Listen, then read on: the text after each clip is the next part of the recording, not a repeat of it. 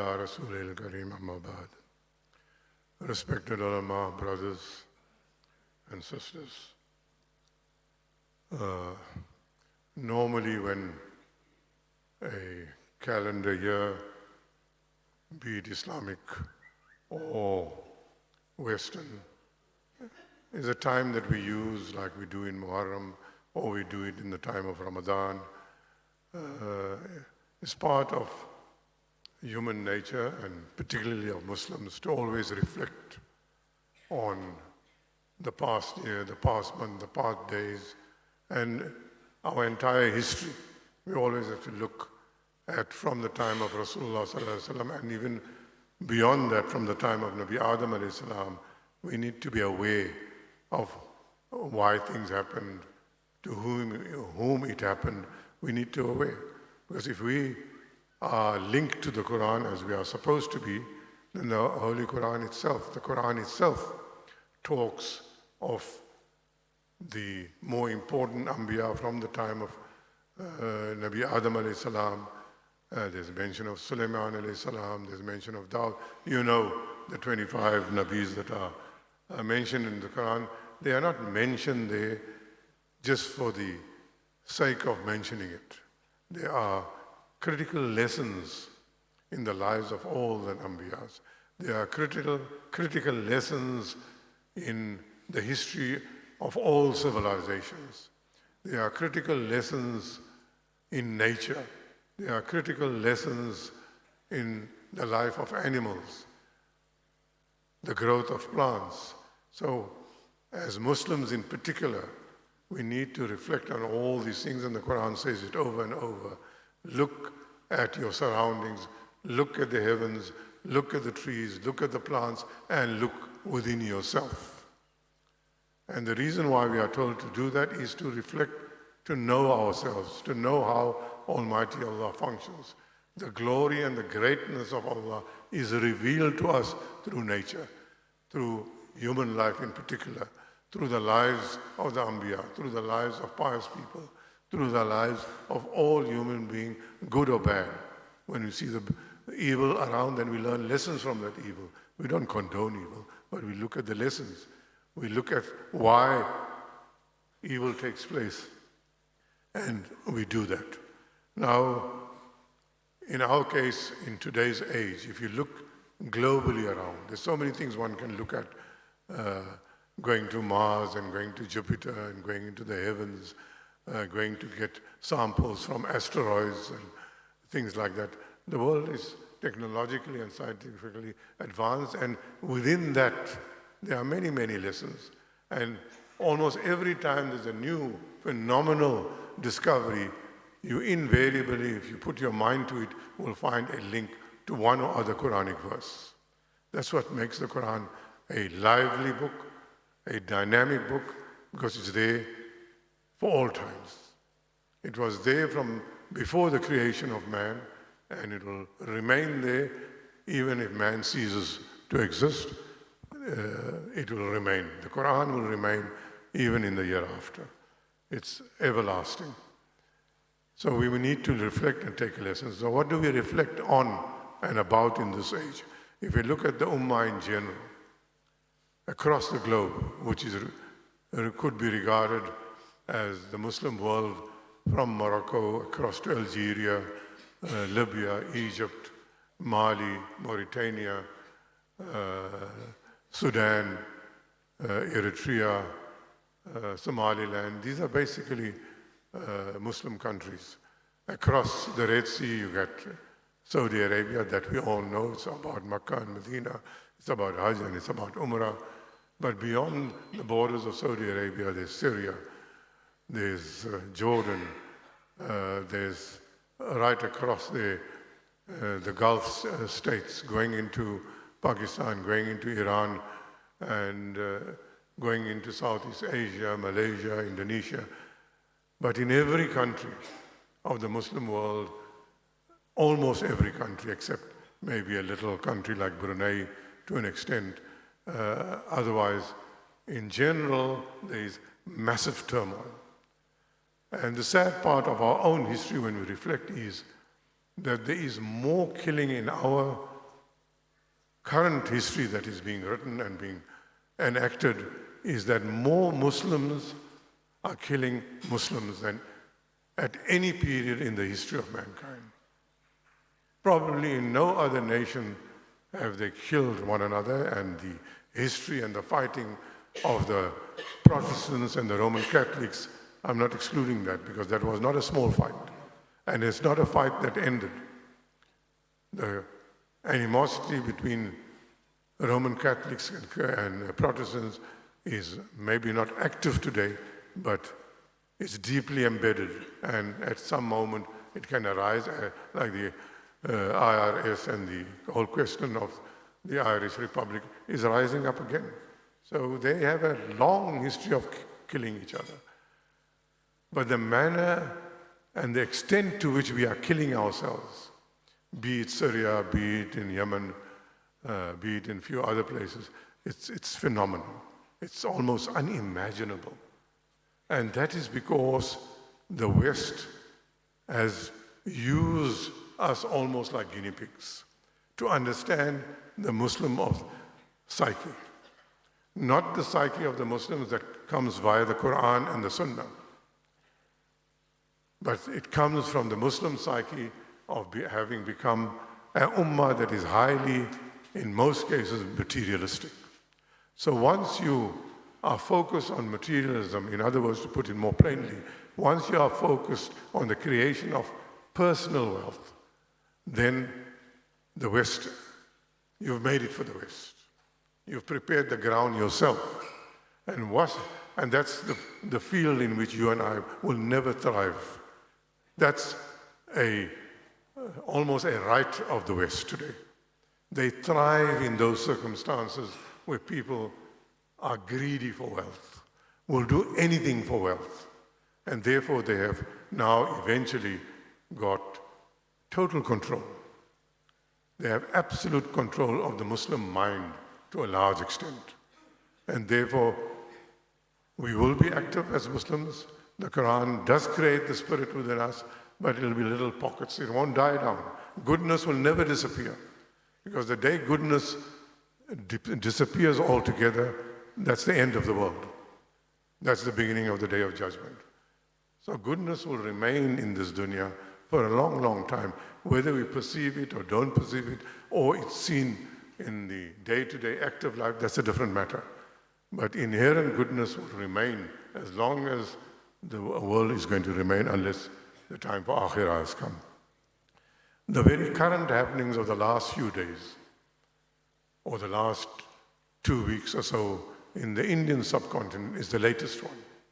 Not that the problems in Syria have disappeared, or the killings in Yemen have stopped. No, those things are going on.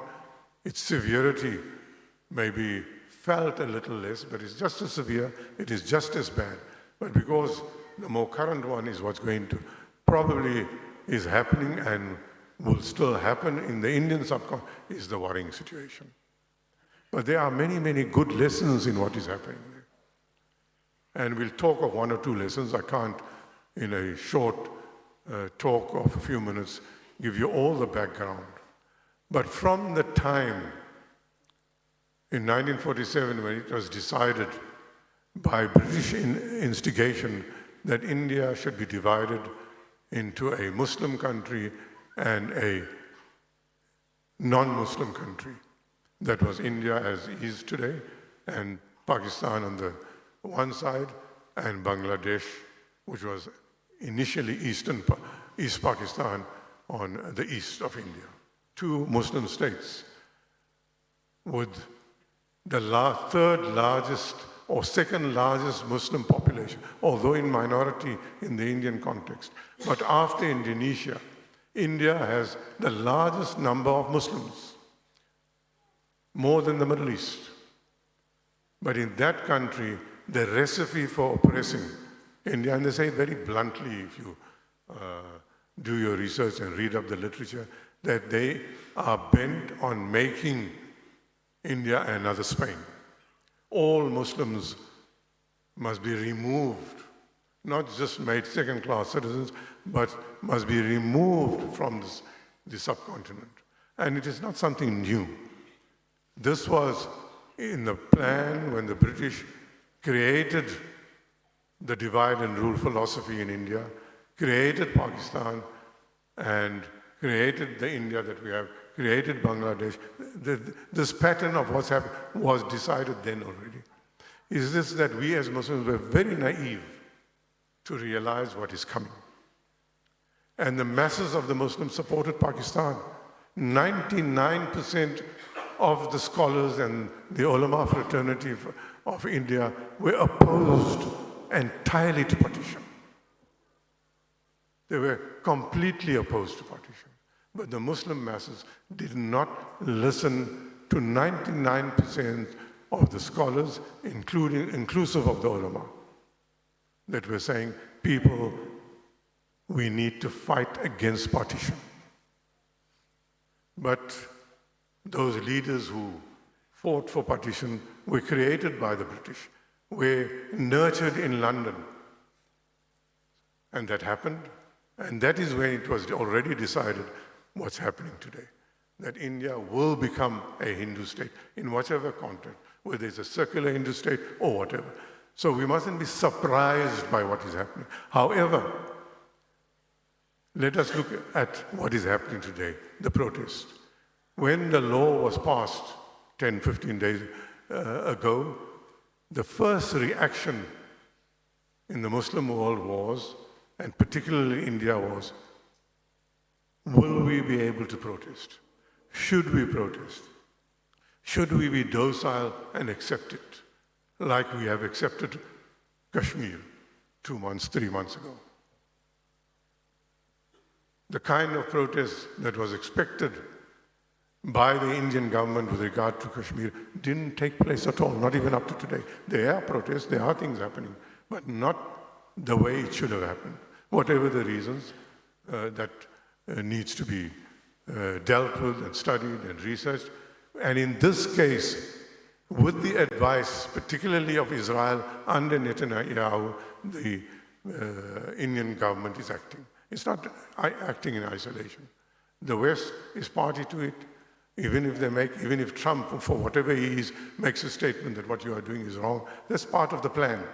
They all mislead us. They're all in cahoots. Now, what happened there, and the point that I want to highlight is, which is not coming through very clearly. Yes, we are protesting, but who gave impetus to the protest? The initial impetus came at Jamia Millia, which is a fully fledged university. We only think that Aligarh is the Muslim university in India. Aligarh is a public university. Osmania in Hyderabad is a public university. Jamia Millia is a public university. But when independence or when Pakistan was created, there were special laws under which Aligarh was governed. Jamia Millia was a smaller college at that time. There were special rules. They may remove that like they did with Kashmir. But what was harmful proved in the context of what's happening there today something very, very useful. That the Indian government, not the current one, but even from the time of the Congress, insisted that because Aligarh and Jamia Millia and these universities, Osmania in Hyderabad in South India, were public universities, although it has some exclusivity in terms of Muslims, will have to admit a larger number of Hindus or non-Muslims. At that time there were protests, we objected, but you know, the real plan is not that of the West. The real plan is not of the government of India. In the long term, the real plan is always the plan of Almighty Allah. And today, in the circumstances of the last week's protest in India, that decision to bring in Hindu students into an Islamic environment is proving a very big plus. I'm not going to go into those details, because when the police attacked Jamia Millia and without the permission went into the hostels, went into the library, hit and beat up the students, they didn't realize that a very good percentage of the students that were beaten up were not Muslims, they were Hindus, boys and girls. And they became the more vehement and stronger supporters of what's going to happen to the Muslims. And the lesson from a dawah perspective, that's what I want to emphasize. I can go on about India. There's a lot of history that I cannot put in the table, but I just want to take for today just the lesson that if we are proactive in dawah, when we invite non-Muslims to our institutions and embrace them, this is the kind of outcome we'll have. They will start fighting our battle. They are the answer, what the way the Quran says, and where Rasulullah said that a time will come when you, the born Muslim, is not active, then the new Muslims will take over. Not that these Hindus have become Muslims as yet, but their level of sympathy for Muslims and for Islam is being demonstrated. And that is dawah. That is dawah. Therefore, today, in today's context, because I'm involved in Muslim schools, if somebody comes to me, and they come almost every 2-3 weeks, 2-3 groups of people every month come, we want to open a Muslim school. And nowadays, if somebody comes to me, I tell them, very good, Muslim schools, that's what I live for. But are you prepared to have 30%, 40% of non-Muslims in your school? If you are not prepared to have non-Muslims, then from a dawah perspective, it is wrong. We don't give up control. We don't sacrifice the Islamic ethos 0.1%. It remains a Muslim institution. What we embrace the non-Muslim from a dawah angle. Did Rasulullah sallallahu alaihi wasallam tell his uncle, you haven't become a Muslim, don't support me? His uncle supported him until he died. Rasulullah also wanted to make dua for his uncle that he turns Muslim. And Almighty Allah told him, your family are those who accept you as a Nabi, as Rasulullah.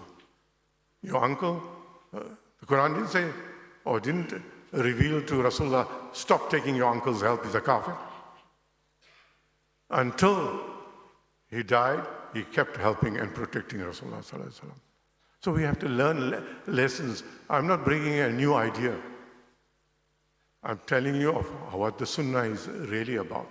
So we must keep in mind, if you open our doors and embrace the non-Muslims, we need the program that Dr. Quick introduced when he was in Cape Town, and he used to bring every third, fourth Saturday from the institution a few non-Muslims to the masjid. They used to come to this masjid, give them a talk. Sometimes they used to be allowed to be at the back when we were making Zohar Salah on a Saturday. They used to bring a few now and then on Saturdays. We need those kind of programs. We need to be proactive. Dawah is not the kind of message that the West has told, a sword in one hand. We never had the sword in one hand and the Quran in the other hand. We only have the Quran in our hands, and we need to embrace the Muslims.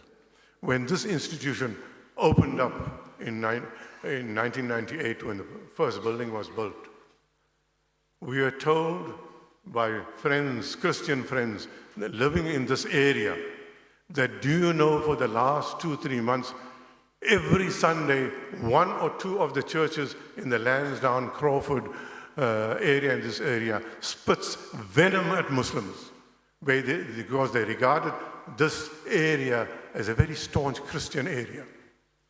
And those who live there, I've heard from our boys' college principal, Mr. Khalan, he grew up in this area. This was his playground. And he says, this area was a highly Christianized area. So we realized from that how much anger there was among them. We didn't embrace at the time. Things have changed now. But when people are angry with you, you take steps to take that anger away.